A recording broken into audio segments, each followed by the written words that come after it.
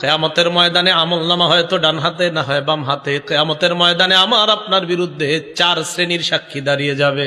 বলেন কয় শ্রেণী? সংক্ষেপে মনে রাখবেন। বলেন 1 নাম্বার জমিন। 1 নাম্বার বলেন তো কিয়ামতের ময়দানে 4 সাক্ষীর 1 নাম্বার সাক্ষী, 2 নাম্বার ফেরেশতা, 3 নাম্বার অঙ্গ প্রত্যঙ্গ, 4 নাম্বার আল্লাহ। ইন্নামাল আমালু বিন্নিয়াত, আমলের প্রতিদান নির্ভর করে নিয়তের উপর। ওয়া ইন্নামা লিমরিইম মা নাওয়া। ইমরুন শব্দের অর্থ হলো ইনসান, মানুষ। প্রত্যেকটা মানুষ তার নিয়ত অনুযায়ী প্রতিদান পাবে। ফাহিজরাতুহু ইলা মা হাজারা ইলাই, তার হিজরত ওই উদ্দেশ্যে হবে যে উদ্দেশ্যে হিজরত করছে। এর দ্বারা উদ্দেশ্য, কেউ যদি নারীর জন্য বের হয়ে থাকে তার প্রাপ্য হবে ওই নারীর জন্যই। কেউ যদি বের হয়ে থাকে দুনিয়া কামাই করার জন্য, তো তার আমলনামায় লেখা হবে এই ব্যক্তি দুনিয়া কামাই করতে বের হয়েছে। অন্য হাদিসে নবী বলেন, কেউ যদি আল্লাহ আর আল্লাহ রসুলের জন্য ঘর ছেড়ে হিজরত করে, তার হিজরতের আমলনামাটাও আল্লাহ আল্লাহ রসুলের জন্যই লেখা হবে। তো বুখারী শরীফের যে প্রথম হাদিসটা বলছিলাম, এই হাদিসের ব্যাপারে ইমাম আহমদ ইবনে হাম্বল রহমতুল্লাহ আলাই বলেন, উসুলুল ইসলাম আলা সালাসাতি আহাদিসা। পুরা ইসলামটা যদি আমরা গবেষণা করি, পুরা ইসলামের মৌলিক নীতিমালা 3টা হাদিসের মধ্যে গবেষণা করলে পেয়ে যাব। পুরাটা ইসলাম কয় হাদিসে পেয়ে যাব? আমি 3টা হাদিসে আপনাদেরকে বলতেছি, খুব মন দিয়া যদি পারেন হাদিসের বাংলাগুলো মনে রাখেন, তো আপনি দেখবেন জীবনে চলার পথে অনেক সুবিধা হবে। আপনারা সবাই তো 1 লক্ষ হাদিস, 1000 হাদিস, 100 হাদিস পারবেন না মুখস্থ করতে, ঠিক না? মাত্র কয়টা হাদিস? ইমাম আহমদ ইবনে হাম্বল বলেন, জামিউল উলুম ওয়াল হিকাম নামক কিতাবের মধ্যে তিনি লেখেন, উসুলুল ইসলাম আলা সালাসিতি আহাদিসা। 3টা হাদিসের মধ্যে ইসলামের মৌলিক নীতিমালাগুলা, ইসলামের মৌলিক বিধানাবলী 3টা হাদিসের মধ্যে গবেষণা করলে আপনি পুরা ইসলামের মৌলিক নীতিমালা পেয়ে যাবেন। কয়টা হাদিস? নাম্বার 1 বুখারীর এই প্রথম হাদিস, যেটা আপনাদেরকে শোনাইলাম, ইন্নামাল আমালু বিন্নিয়াত, এই হাদিসটা, এটা হলো প্রথম হাদিস। তো এই হাদিসটা শুনি আগে, দেখি কি বলে। ইন্নামাল আমালু বিন্নিয়াত, আমলের প্রতিদান নির্ভর করে নিয়তের উপর। ওয়া ইন্নামা লিমরিইম মা নাওয়া। ইমরুন শব্দের অর্থ হলো ইনসান, মানুষ। প্রত্যেকটা মানুষ তার নিয়ত অনুযায়ী প্রতিদান পাবে। ফামান কানাত হিজরাতুহু ইলা দুনিয়া আও ইমরাআতিন ইয়ানকিহুহা ইলা দুনিয়া ফামান কানাত হিজরাতুহু ইলা দুনিয়া ইউসিবুহা।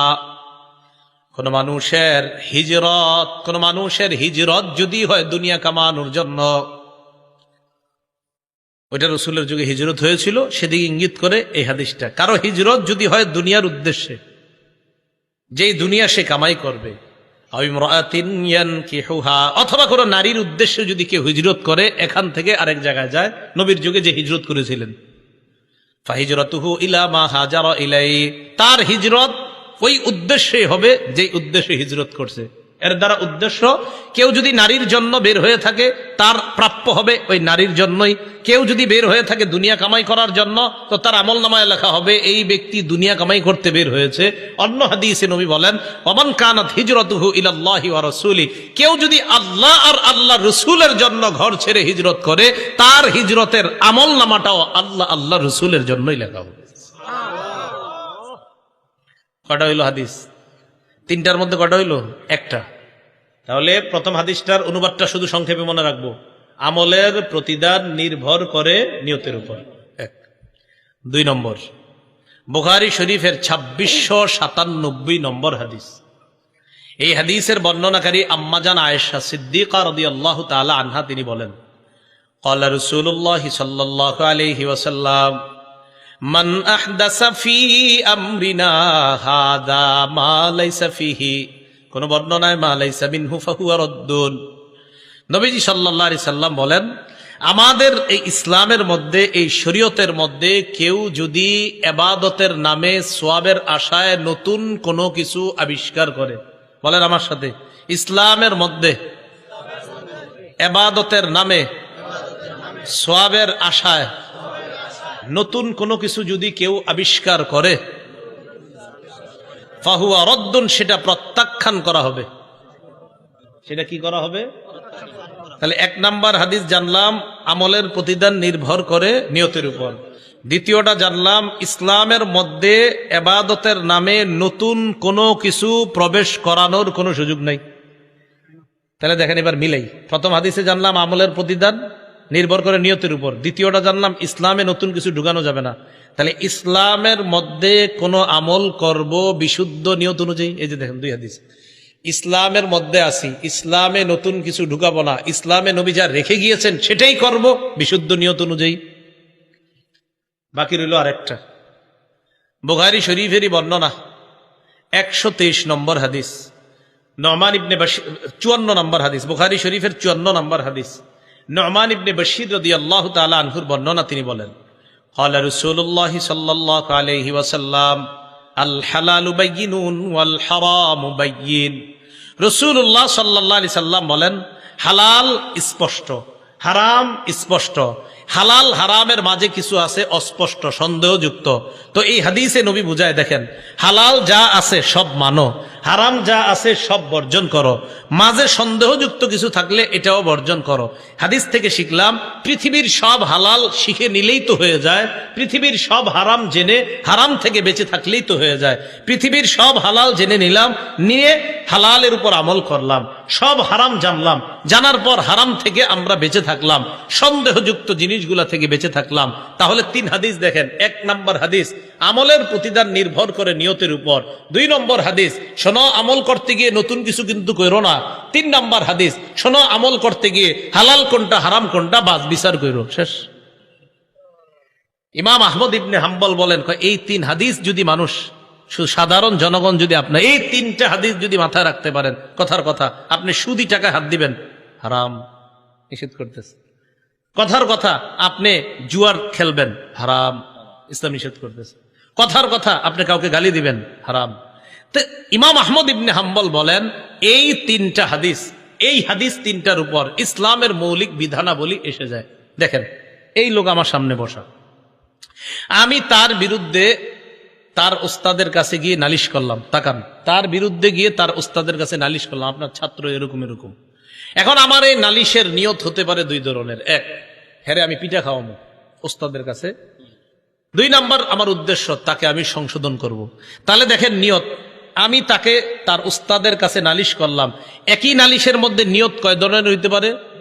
একটা ভালো নিয়ত আর একটা খারাপ নিয়ত। তাহলে নালিশ করলাম, নিয়ত যদি হয় তাকে সংশোধন করা, এই নালিশের কারণেও শুধু নিয়ত শুদ্ধ হওয়ার কারণে আল্লাহ সওয়াব দিবেন। আমলের প্রতিদান নির্ভর করে নিয়তের উপর। বলেন আমলের প্রতিদান নির্ভর করে নিয়তের উপর। কি কথাটা মনে থাকবে? পরিশুদ্ধ নিয়ত করে আমলগুলা বিশুদ্ধভাবে করে কিয়ামতের ময়দানে যেন যেতে পারি, আল্লাহ তৌফিক দান করেন।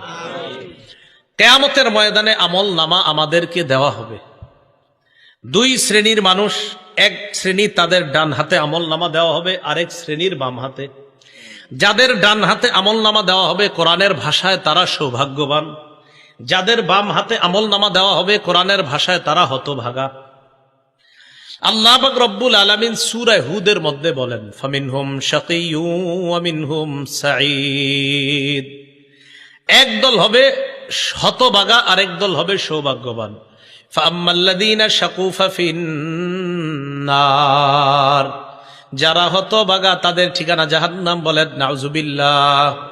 ওয়া আম্মাল্লাযীনা সুঈদু ফাফিল জান্নাহ, আর যারা সৌভাগ্যবান তাদের ঠিকানা আল্লাহর চিরস্থায়ী জান্নাতের মেহমান। কিয়ামতের ময়দানে আমলনামা হয়তো ডান হাতে না হয় বাম হাতে। কিয়ামতের ময়দানে আমার আপনার বিরুদ্ধে 4 শ্রেণীর সাক্ষী দাঁড়িয়ে যাবে। বলেন কয় শ্রেণী? সংক্ষেপে মনে রাখবেন, বলেন 1 নাম্বার জমিন। 1 নাম্বার বলেন তো, কিয়ামতের ময়দানে 4 সাক্ষীর 1 নাম্বার সাক্ষী, 2 নাম্বার ফেরেশতা, 3 নাম্বার অঙ্গ প্রত্যঙ্গ, 4 নাম্বার আল্লাহ। বলেন তো কিয়ামতের ময়দানে 4 সাক্ষীর নাম, 1 নাম্বার, 2 নাম্বার, 3 নাম্বার অঙ্গ প্রত্যঙ্গ, 4 নাম্বার প্রধান সাক্ষীকে আল্লাহ। তো কিয়ামতের ময়দানে আল্লাহ আমল নামা দেওয়ার জন্য ওজনের পাল্লা কায়েম করবে। আল্লাহ বলেন, وَنَضَعُ الْمَوَازِينَ الْقِسْطَ لِيَوْمِ الْقِيَامَةِ فَلَا تُظْلَمُ نَفْسٌ شَيْئًا। আল্লাহ বলেন, আমি কিয়ামতের ময়দানে ওজনের পাল্লা কায়েম করব, মানুষের আমলনামা ওজন করার জন্য, ইনসাফ কায়েম করার জন্য। কারো প্রতি সামান্য অবিচার করা হবে না। 4 শ্রেণীর সাক্ষী কিয়ামতের ময়দানে দাঁড়িয়ে যাবে। 1 নাম্বার, জমিন সাক্ষী দিবে। এই জন্য জমিনের মধ্যে যখন আমরা চলি, সূরা মুলকের 16 নম্বর আয়াত সব সময় মনে রাখবো, জমিনে হাঁটার সময় মনে রাখবো। আল্লাহ বলেন, আমিনতুম মান ফিস সামাই আইয়াখসিফা বিকুমুল আরদা ফাইযা হিয়া তামুর। তোমরা কি আসমানওয়ালার থেকে নিশ্চিত হয়ে গেছো যে জমিন তোমাদেরকে, জমিনের মধ্যে আসমানওয়ালা ধ্বংস করে দিবেন না, জমিনের নিচে ধসিয়ে দিবেন না, আর জমিন তোমাদেরকে নিয়ে থর থর করে কাঁপতে থাকবে, এই ব্যাপারে তোমরা নিশ্চিত হয়ে যেও না। আল্লাহ বলেন, জমিনে যখন হাঁটো, জমিনে যখন চলো, তোমরা কি নিশ্চিত হয়ে গেছো? যেমনে অহংকার করো, ভাবসাবে মনে হচ্ছে যে জমিনের নিচে আল্লাহ ধ্বংস করে দিতে পারেন না, জমিনের নিচে আল্লাহ তোমাদেরকে ধসিয়ে দিতে পারেন না, এই ব্যাপারে কি তোমরা নিশ্চিত হয়ে গেছো? বলেন, আল্লাহ চাইলে যে কোনো মুহূর্তে জমিনের একদম 1000 মাইল গর্তের নিচে আল্লাহ আমাদেরকে নিতে পারেন কিনা? আল্লাহকে নিশ্চিত হয়ে গেছো? বলেন, জমিনের নিচে ধসিয়ে দেওয়ার ঘটনা অনেক আগে ঘটছে না কিছুদিন আগেও ঘটছে? তুরস্কে বাড়ি সহ গেছে না? তো 1 নাম্বার সাক্ষী হবে জমিন। সূরা জিলজালের 4 নম্বর আয়াত আল্লাহ বলেন, ইয়াউমা ইযিন তুহাদ্দিসু আখবারাহা। সেদিন জমিন তার বৃত্তান্ত সব বলে দিবে। এটা হাদিস শুনেন খুব মনোযোগ দিয়ে। এই হাদিসটাও জমিনের উপর যখন চলবেন আর মাথায় রাখবেন। যারা অশ্লীল সিনেমা দেখেন, যারা অশ্লীল কিছু দেখেন, দেখার সময় এই হাদিসটা মাথায় আনবেন। কি কয় নবীজি দেখেন, তিরমিজি শরীফের 2429 নম্বর হাদিস। রাসূলুল্লাহ সাল্লাল্লাহু আলাইহি সাল্লাম এই আয়াত তেলাওয়াত করলেন, সূরা জিলজালের 4 নম্বর আয়াত তেলাওয়াত করার পর নবীজি বলেন, আতাদরুনা মা আখবারুহা। তোমরা কি জানো জমিনের বৃত্তান্ত কি, জমিন কি বলে দিবে? সাহাবীরা বললেন, আল্লাহ আর তার নবী ভালো জানেন।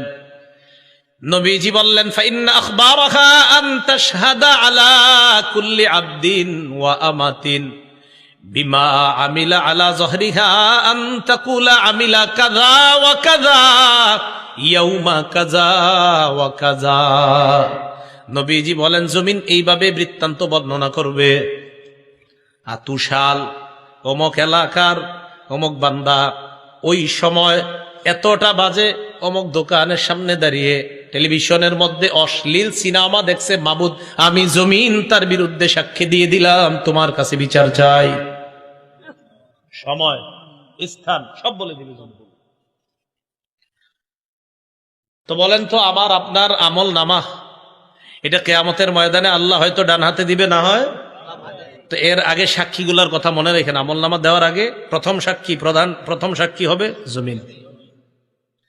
2 নাম্বার সাক্ষী ফেরেশতা।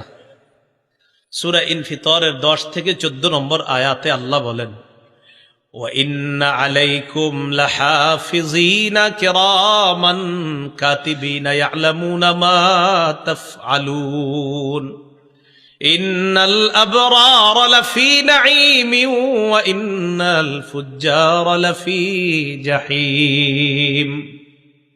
আল্লাহ পাক রব্বুল আলামিন বলেন, তোমাদের সাথে সংরক্ষণকারী যত্নবান ফেরেশতারা আছে, তোমরা যা করো তারা তা দেখে। সম্মানিত লেখকগণ, আল্লাহ এরপর বলেন, পুণ্যবানরা নেয়ামতে পরিপূর্ণ জান্নাতে থাকবে আর অপরাধীরা জাহান্নামে থাকবে। বলি নাউজুবিল্লাহ। এখন আমরা বাঙালি তো প্রশ্ন করে ফেলতে পারি, আল্লাহ বলছে সম্মানিত লেখকগণ থাকবেন, লেখকগণ কি করে? এটা কিন্তু বলে নাই লেখকের কাজ কি, কিন্তু এই আয়াতে আল্লাহ বলে নাই লেখে।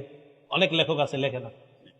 তো এইরকম মনে করেন আমগো বাংলাদেশিরা এই প্রশ্ন করেও ফেলতে পারে যে হুজুর আল্লাহ বলছে লেখকগণ থাকবে, কিন্তু লেখকদের লেখবে এটা কই আছে? তো যেহেতু এরকম বইলা ফেলতে পারেন, এই জন্য এই জবাব আল্লাহ কোরআনে দিয়ে দিছে। সূরা যুখরুফের 80 নম্বর আয়াতে জবাব আল্লাহ দিছে। আল্লাহ বলেন, আম ইয়াহসাবুনা আন্না লা নাসমাউ সিররাহুম ওয়া নাজওয়াহুম বালা ওয়া রুসুলুনা লাদাইহিম ইয়াকতুবুন। তারা কি মনে করে তাদের গোপন কথা আর কানাকানি কথা আমি আল্লাহ জানি না? এমনটা কি তারা মনে করে তাদের গোপন কথা আর তাদের কানাকানি কথা আমি জানি না? আমি আপনাদের সামনে কথা বলতেছি, আল্লাহ কয় এটাও জানি। আমি ওনার সাথে এখন কানে কানে কিছু বলবো, আল্লাহ কয় এটাও জানি। আমি ঠোঁট বলা বন্ধ করব, বন্ধ করার পর আমি মনে মনে কিছু বললাম, আল্লাহ কয় এটাও শুনি, জানি। তুমি ঠোঁট খোলো আর বন্ধ করো। হাদিসের মধ্যে আসছে, হাদিসে কুদসির মধ্যে আসছে, আল্লাহ পাক রব্বুল আলামিন বলেন, বান্দা আমাকে যদি ইনজাকারানি ফি নাফসিহি, বান্দা যদি মনে মনে আমারে স্মরণ করে, দেখেন আমি চুপচাপ আছি এখন, ঠোঁট বন্ধ, বিছানায় বালিশে মাথা লাগা চিন্তা করলাম, আল্লাহরে নিয়ে শুধু চিন্তা করছি, আমি কিন্তু ঠোঁট বন্ধ, চিন্তা করছি। আল্লাহ কয় বান্দা তোমার চিন্তা দেখতেছি, শুনতেছি, আমারে তুমি মনে মনে স্মরণ করছো। যাকারতুহু ফি নাফসিহি, আল্লাহ বলে যেই বান্দা আমারে মনে মনে স্মরণ করে আমিও তারে মনে মনে স্মরণ করি।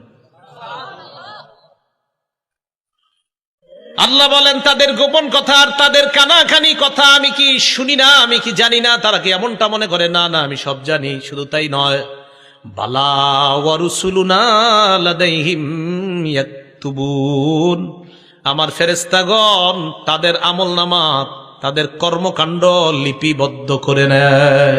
লেখেনি তো? লেখকগণ শুধু থাকে না, লেখেও।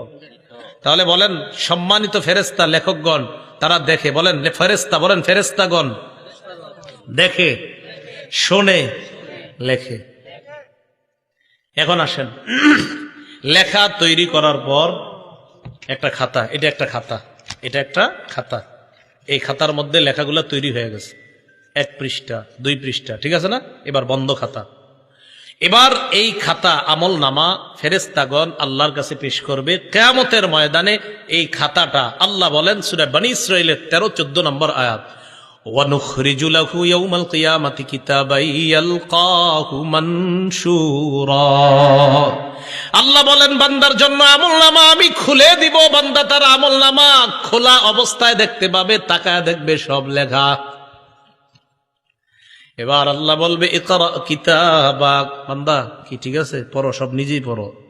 কাফা বিনাফসিকাল ইয়াউমা আলাইকা হাসিবা, যা করছো এটির হিসাবের জন্য তুমি যথেষ্ট।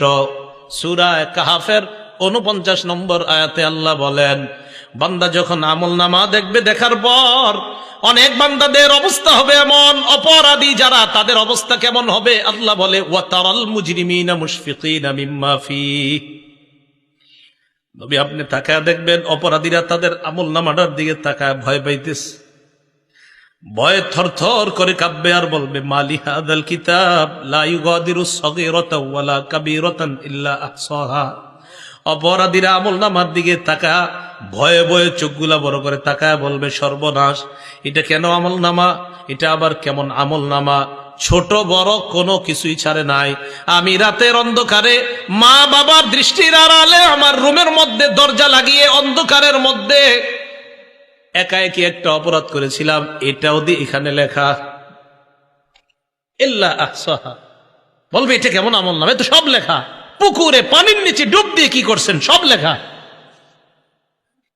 ওয়া ওয়াজাদু মা আমিলু হাদিরা, সব পাবে। সূরা নাবার 40 নম্বর আয়াতে আল্লাহ বলেন ইয়াউমা ইয়ানজুরুল মারউ মা কদ্দামাত ইয়াদাহ, মানুষ যা আমল করছে সব দেখতে পাবে। ওয়া ইয়াকুলুল কাফিরু ইয়া লাইতানি কুনতু তুরাবা, কাফের বলবে হায় যদি আমি মাটি হয়ে যেতাম। কাফের কি বলবে? আমি যদি কি দেখা আমলনামা নেন, বলেন কি দেখা? আসেন আগের কথা, আমলের প্রতিদান নির্ভর করে কিসের উপর? নিয়তটা ঠিক করেন, আল্লাহ বুঝার তৌফিক দান করেন। এখন আমলনামা অপরাধী দেখে এইভাবে কাঁপতে কাঁপতে থাকবে থরথর করে। যাক, শেষ হলো এই পর্ব, দ্বিতীয় সাক্ষীর পর্ব। প্রথম সাক্ষী, দ্বিতীয় সাক্ষী ফেরেশতা। তো আজকে থেকে আমরা জমিনে চলার সময় মনে রাখবো যে জমিন আমার সাক্ষী হচ্ছে, আমি কি করছি, কোন সময়, কোন মুহূর্তে, কোন চা স্টলের সামনে দাঁড়িয়ে অশ্লীল কিছু দেখছি, কি করছি, সব জমিন সাক্ষী দিবে। 2, শুধু জমিন না, ফেরেশতারা সম্মানিত লেখকগণ এইখানে আছে, আমার সব কর্মকাণ্ড দেখতেছে, শুনতেছে, লিখতেছে। মনে থাকবে। 3, অঙ্গ প্রত্যঙ্গ। ও মনে আছে মাশাআল্লাহ আপনাদের, অঙ্গ প্রত্যঙ্গ। আচ্ছা, এবার সবাই একটু চোখ বন্ধ করেন তো আমার সাথে। করছেন? খোলেন। চোখ বন্ধ করলে কিছু দেখা যাচ্ছে? আচ্ছা, একবার একটু ভাবেন তো, আল্লাহ যদি জন্ম থেকে এই দুই চোখ না দিতেন?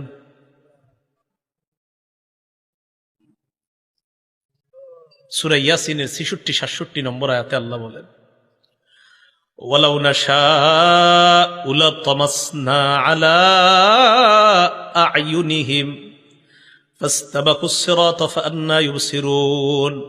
আল্লাহ বলেন, আমি যদি চাইতাম তাদেরকে আমি আল্লাহ তাদের আলো লোপ করে দিতে পারতাম, চোখের আলো লোপ করে দিতে পারতাম। চোখের আলো সরিয়ে দিয়ে আমি আল্লাহ যদি তাদের চোখগুলা চেহারার সাথে মিশিয়ে দিতাম, চলতে চাইলেও তারা চলতে পারতো না। একটু চিন্তা করে দেখো, তোমার এমন করলে কেমন হতো। এরপরের আয়াতে বলে, ওয়ালাউ নাশাউ লামাসাখনাহুম আলা মাকানাতিহিম, আমি যদি তাদের অঙ্গগুলা বিকৃত করে দিতাম, আমি যদি তাদের চেহারা বিকৃত করে দিতাম, হাত পা অঙ্গহানি করে দিতাম। হাত যদি না থাকতো সুদের টাকা ধরতো না, পা যদি না থাকতো পা দিয়ে খারাপ কাজ করতে যাইতো না। আল্লাহ বলেন, আমি এগুলা দিলাম, তো তুমি কি করতেছো এগুলা? আমি যদি না দিতাম কি করতা? ফামাস্তাতাউ মুদিয়া, সামনেও যেতে পারতা না, ওয়ালা ইয়ারজিউন, পিছেও আসতে পারতা না। কি করতা তুমি? এখন আল্লাহ বলেন, এতগুলো আমি জিনিসগুলা দিলাম আর তুমি খারাপ কাজ করলা।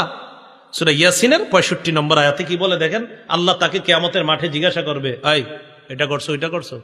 কয় না, আল্লাহ করি নাই। বলবে, আল্লাহ করো নাই? না। আল ইয়াউমা নাখতিমু আলা আফওয়াহিহিম, মুখে মোহর মেরে দিবে। মোহর মারার পর আল্লাহ বলেন, ওয়া তুকাল্লিমুনা আইদিহিম, তাদের হাত আমি আল্লাহর সাথে কথা বলবে।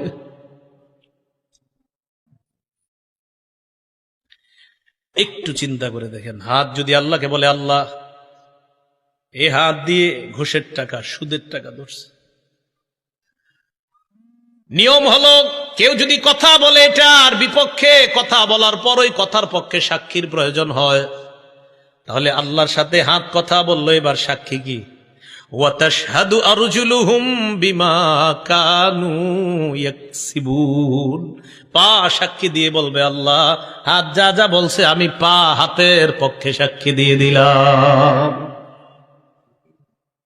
একটু চলেন না রাস্তা হাইটে, একটু ভাবেন না নিজেরে যে আমার চোখ যা করবে, আমার হাত যা করবে, আমার হাত আল্লাহরে বলবে। বলার পর এরকম হতে পারে যে বান্দা কইতে পারে, আল্লাহ হাত বলছে, সাক্ষী কই? বান্দার তো মুখ বন্ধ, তো বান্দা বলতে পারে, আল্লাহ আমার হাত বলছে, হাত যে বলছে এটা সাক্ষী কই? পা বলবে আমি সাক্ষী।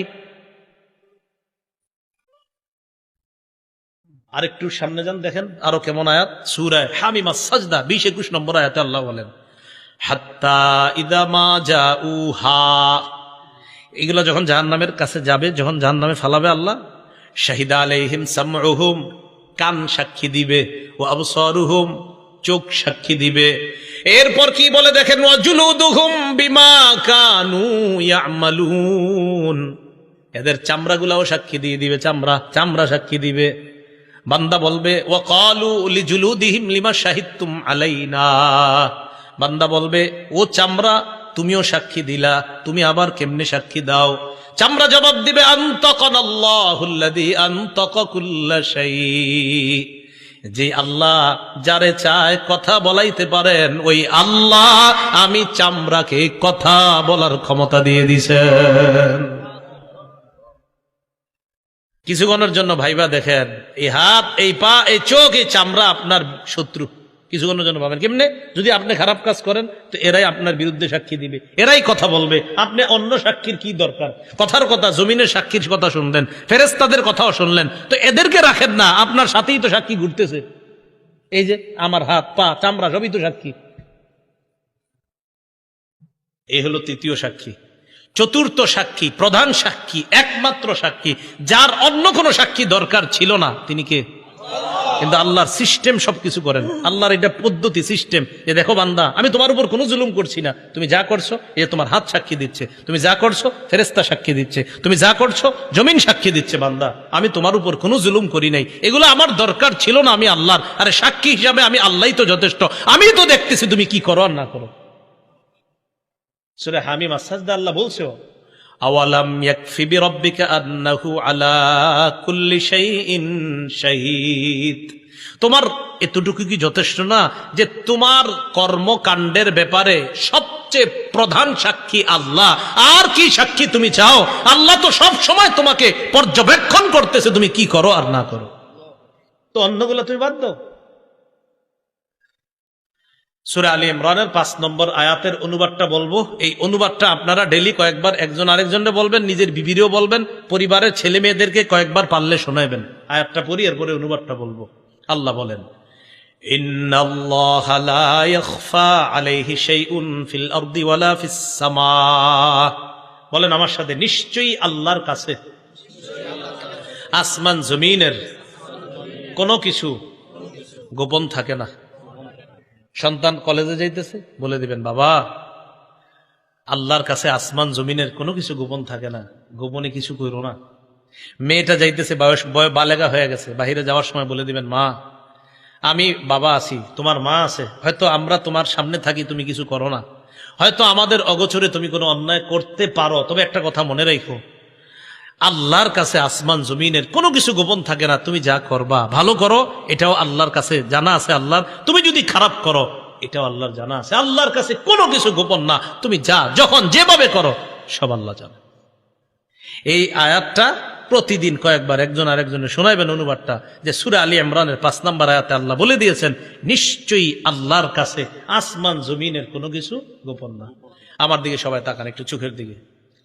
এই চোখ সামনের দিকে তাকায় রয়েছে, মাঝে মাঝে আর চোখে অন্য কিছু দেখি, এরকম হয় না? আরে হয় কিনা? মনে করেন তাকায় রয়েছে, কিন্তু আর চোখে কিছু দেখে ফেললাম, আবার চোখ সরাই ফেললাম। আল্লাহ বলে, ইয়ালামু খাইনাতাল আয়ুন, এই বান্দা তুমি যে চোখের খেয়ানত করলা না, এই যে ঠুস করে কি একটা করলা, এটাও আমি জানি। তুমি কি করো? আরে তুমি করোটা কি? আল্লাহ আমাদেরকে বুঝার তৌফিক দান করেন। এখন আমার আমল নামা আমাকে দেওয়া হবে, সাক্ষীদের কাজ শেষ। এবার হয়তো ডান হাতে হতে পারে আমল নামা, না হয় বাম হাতে। আল্লাহ বামপন্থী থেকে এই মুহূর্তে আমাদের কারো নাম থাকলে আল্লাহ যেন কেটে দেয়। ডান হাত ওয়ালা যাদের আমল নামা আল্লাহ ডান হাতে দিবে, তাদের কাতারে আমাদের সবার নাম যেন আল্লাহ এখনই লিখে দেয়। সম্ভব না, সম্ভব না। এক মুহূর্ত জাহান্নামের আযাব সহ্য করা সম্ভব না। সূরা হাক্কার 19 থেকে 31 নম্বর আয়াতে আল্লাহ বলেন, ফাআম্মা মান উতিয়া কিতাবাহু বিয়ামিনিহি, আমল নামা ডান হাতে দেওয়া হবে যাদের, একদল। তো দেওয়ার পর পরীক্ষার রেজাল্ট ভালো হইলে কি করেন? খুশিতে আরেকজনকে নিয়ে দেখান, আব্বা দেখেন, এই সেই। আমল নামা ডান হাতে পাওয়ার পর সে দৌড়ে পরিচিত জনদের কাছে যাবে, যাওয়ার পর বলবে, ফায়াকুলু হা উমকরাউ কিতাবিয়া। পরিচিত জনদেরকে বলবে, যে দেখো আমল নামা আমার পেয়ে গেছি, একটু তোমরাও পড়া দেখো, আল্লাহ আমারে পাশের খাতায় নাম দিয়ে দিস, তোমরা একটু পড়া দেখো, আমি পাশ, আমার ডান হাতে দিয়ে দিস। একটু চিন্তা করেন যে আল্লাহ যেন আমারে এটাই করে কিয়ামতের মাঠে, আমাদের সবাইরা যেন এটাই করে। তো এটা বলার পর ওই বান্দার আমলনামা ডান হাতে দিবে, দেওয়ার পর বান্দা বলবে, ইন্নী জনান্তু আন্নী মুলাকিন হিসাবিয়া, জানো আমি বিশ্বাস করেছি দুনিয়াতে থাকতে যে আজকের এই হিসাবের মুখোমুখি আমার হতে হবে, এই বিশ্বাস আমার ছিল। আলহামদুলিল্লাহ, হিসাব নেওয়ার পর আমার রব আমার ডান হাতে আমলনামা দিছে। তো এটা হওয়ার পর আল্লাহ বলে, ফাহুয়া ফি ঈশাতির রাদিয়া, সন্তুষ্টজনক অনন্তকালের আরাম আয়েশের মধ্যে ওই বান্দা অবস্থান করবে। ফি জান্নাতিন আলিয়া, উচ্চ জান্নাতের মধ্যে। কেমন জান্নাত? কুতুফুহা দানিয়া, এত সুন্দর বাগানের মধ্যে থাকবে, যেই বাগানের ফল ওই জান্নাতি পারবে আর খাবে। আরে না না, পারাও তো একটা কষ্টের ব্যাপার। আমি কি জান্নাতে তারে কষ্ট করার জন্য দিছি না? আমার বান্দার ফল খাইতে মন চাবে, ফলটা তার মুখের কাছে চলে আসবে। এখন দেখেন কি কয় পরে, কুলু ওয়াশরাবু হানিআম বিমা আসলাফতুম ফিল আইয়ামিল খালিয়া। এরপর তাকে বলা হবে, বান্দা খাও, পান করো, স্বাচ্ছন্দ্যে, আরামে, যেমনে মন চায় খাও।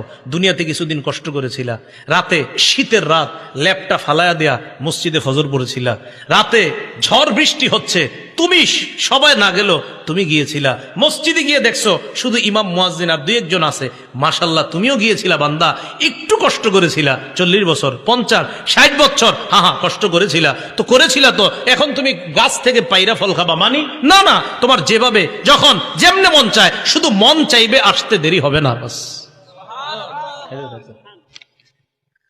তুমি ফেলে আসা জীবনে যা করেছো এর প্রতিদান আমি আল্লাহ তোমাকে দিয়ে দিলাম। এলো ডান হাতের আমল নামা। ও আম্মা মান উতিয়া কিতাবাহু বিশিমালি, সাক্ষীদের সাক্ষী নেওয়ার পর আরেক দল মানুষের আমল নামা বাম হাতে দেওয়া হবে। বাম হাতে দেওয়ার পর এই বান্দা বলবে, ইয়া লাইতানি লাম উতা কিতাবিয়া, হায় আমার আমল নামাটা যদি আমাকে দেওয়া না হতো। পরীক্ষায় ফেল করার পর অনেকে চিন্তা করে, হায় যদি আমার এই পরীক্ষার রেজাল্টটা নাই জানতাম, আহারে এই পরীক্ষাটা যদি কোনো মতে বাদ হয়ে যেত, এটা পরীক্ষা দিছে ভালো হয় নাই, তো চিন্তা করে এটা যদি কোনো মতে বাদ হয়ে যেত, ঘোষণা করতো যে এই পরীক্ষা আবার দিতে হবে। কিয়ামতের ময়দানে বান্দা আমল নামা দেখবে, বাম হাতে দেখার পর বলবে, ইয়া লাইতানি লাম উতা কিতাবিয়া, আমার আমল নামা যদি আমাকে দেওয়া না হতো। ওয়ালাম আদরি মা হিসাবিয়া, আমার হিসাবটা যদি আমি জানতে না পারতাম। ইয়া লাইতাহা কানাতিল কাদিয়া, হায় মরণ যদি আমার শেষ ফয়সালা হতো, মানে মরার পর যদি আমি মাটি হয়ে যেতাম, আর যদি এখানে আসতে না হতো, তাহলে তো সব হয়ে যেত, বেঁচে যেতাম। তখন কি বলবে জানেন? মা আগনা আন্নি মালিয়া, আমার কত টাকা পয়সা ছিল, কোনো কাজে আসলো না। হালাকা আন্নি সুলতানিয়া, আমার কথায় মানুষ উঠতো বসতো, এটাও কাজে আসলো না, চলে গেল। আল্লাহ বলবেন, খুজু, ফেরেশতাদেরকে বলবেন ধরো এটা, ফাগুল্লু, এটারে বেরি পড়াও। সুম্মাল জাহিমা সাল্লু সুম্মা ফি সিলসিলাতিন যারউহা ৭০ যিরাআন ফাসলুকু, শিকল দিয়ে বাঁধো, যে শিকলের গজ হবে ৭০ গজ। তাফসীরের কিতাবে আছে নাক দিয়ে শিকল ঢুকিয়ে পিছনের রাস্তা দিয়ে বের করে পুরাটা শরীরের মধ্যে পেঁচায়া এই ব্যক্তিকে এইভাবে ধাক্কা মেরে জাহান্নামে ফেলে দেওয়া। বলছিলাম আমার আপনার আমল নামা, এটা হয়তো ডান হাতে দেওয়া হবে, না হয় বাম হাতে। তাই আমল আমরা দুনিয়াতে যারা করছি মুসলমান, আমাদের আমলগুলা যেন শুদ্ধ হয়, আর আমলের নিয়তটাও যেন শুদ্ধ হয়। 1 টাকা দান করি, সেটাও শুদ্ধ নিয়তে দান করব। 1 লক্ষ টাকা, সেটাও পরিশুদ্ধ নিয়তে দান করব। 1 কোটি টাকা, এটাও শুদ্ধ নিয়তে দান করব, কাউকে দেখানোর জন্য না। সহিহ বুখারীর বর্ণনায় আসছে 2118 নম্বর হাদিস, আম্মা জান আয়েশা সিদ্দিকা রাদিয়াল্লাহু তাআলা আনহার বর্ণনা। তিনি বলেন, ইয়াগজু জাইশুনিল কাবা, নবীজি সাল্লাল্লাহু আলাইহি সাল্লাম বলেছেন, এক জামানায় একদল মানুষ কাবা ধ্বংস করার উদ্দেশ্যে রওনা করবে, নাউজুবিল্লাহ। ইউখসাফু বিআউয়ালিহিম ওয়া আখিরিহিম, তাদের পূর্বাপর সামনের পিছনের সব মানুষগুলারে ধ্বংস করে দেওয়া হবে, গজব আইসা ধ্বংস করে দিবে। আম্মা জান আয়েশা বলেন, আমি বললাম, ইয়া রাসূলুল্লাহ, ফিহিম আসওয়াকুহুম ওয়া লাইসা মিনহুম, এদের মাঝে এমনও মানুষ আছে যারা তাদের বাজারের পণ্য সামগ্রী ইত্যাদি নিয়ে যাচ্ছে, আবার যারা তাদের অন্তর্ভুক্ত না। মনে করেন 100 জন রওনা করছে, এর মধ্যে 50 জন কাবা ধ্বংসের নিয়ত, আর 50 জন ভালো মানুষও তো থাকতে পারে হুজুর। নবীজি বললেন, আয়েশা, সবাইরই ধ্বংস করবে আল্লাহ, সবাইরই, ভালোগুলাও ধ্বংস হবে। তারপর এখানে নিয়ত কাদের ছিল ভালো, কারা কাবা ধ্বংসের নিয়তে গিয়েছে আর কারা ভালো নিয়ত ছিল এখানে, এটা তো আল্লাহ জানেন। ওই নিয়ত অনুযায়ী কিয়ামতের মাঠে তাদেরকে ফলাফল দিয়ে জান্নাত দেওয়া হবে। কথা মনে থাকবে তো? তাহলে নিয়তের উপর আমলের প্রতিদান নির্ভর করে। সহিহ বুখারীর বর্ণনা 123 নম্বর হাদিস, রাসূলুল্লাহ সাল্লাল্লাহু আলাইহি সাল্লাম বলেন, মান কাতালা লিতাকুনা কালিমাতুল্লাহি হিয়াল উলিয়া ফাহুয়া ফি সাবিলিল্লাহ, এক ব্যক্তি আল্লাহর রাস্তায় লড়াই করে, এক ব্যক্তি আল্লাহর রাস্তায় লড়াই করে। তো আল্লাহর রাস্তায় যিনি লড়াই করতেছে, উনি কোন নিয়তে আল্লাহর রাস্তায় লড়াই করতেছে এটা জানে কে? তো কোন ব্যক্তি যদি আল্লাহর রাস্তায় এই নিয়তে লড়াই করে, আল্লাহর কালিমা এটা যেন পৃথিবীর মধ্যে বিজয় লাভ করে, ইসলাম যেন বিজয় হয়ে যায়, এই নিয়তে যদি লড়াই করে, তাহলে সে প্রকৃত আল্লাহর রাস্তার মুজাহিদ বলে গণ্য হবে। কেন বলেন তো? নিয়ত পরিশুদ্ধ। বলেন নিয়ত পরিশুদ্ধ। এজন্য মনে রাখতে হবে রাসূল সাল্লাল্লাহু আলাইহি সাল্লাম বলেছেন, রুব্বা কাতিলিন ফি সাফাইনে আ'লামু বিনিয়াতিহি আল্লাহু আ'লামু বিনিয়াতিহি। যুদ্ধের ময়দানে সারিবদ্ধ দুই কাতারের মধ্যে মুজাহিদরা দাঁড়িয়ে আছে, কত মুজাহিদরা শহীদ হচ্ছে, এরা প্রকৃত শহীদ কিনা এটা আল্লাহ জানেন, কারণ কোন নিয়তে শহীদ হয়েছে এটা জানেন আল্লাহ। যদি বীরত্ব দেখানোর নিয়তে শহীদ হয়ে থাকে তাহলে তো নিয়ত খারাপ, যদি বাহবা পাওয়ার আশায় শহীদ হয়ে থাকে তাহলে তো নিয়ত খারাপ। হ্যাঁ, আল্লাহর দিন দুনিয়াতে বিজয় হোক এই নিয়তে যারা শহীদ হয় তারাই তো প্রকৃত শহীদ। তাহলে কি বুঝলাম? শাহাদাত নামক এবাদত, নামাজ নামক এবাদত, আল্লাহর দিন পৃথিবীতে বিজয় হবে এই এবাদত, রোজা নামক এবাদত, হজ নামক এবাদত, জাকাত নামক এবাদত, সদকা নামক এবাদত, আমাদের ছোটখাটো এবাদত, সব এবাদত, সব আমলের আগে কি শুদ্ধ হইতে হবে? আল্লাহ আমাদের সকলকে পরিশুদ্ধ নিয়তের সাথে যেন আমলগুলা করতে পারি, আল্লাহ তৌফিক দান করবেন। হযরত মুনাজাত করবেন ইনশাআল্লাহ, আখেরি মুনাজাত। আমরা মুনাজাতে অংশগ্রহণ করব।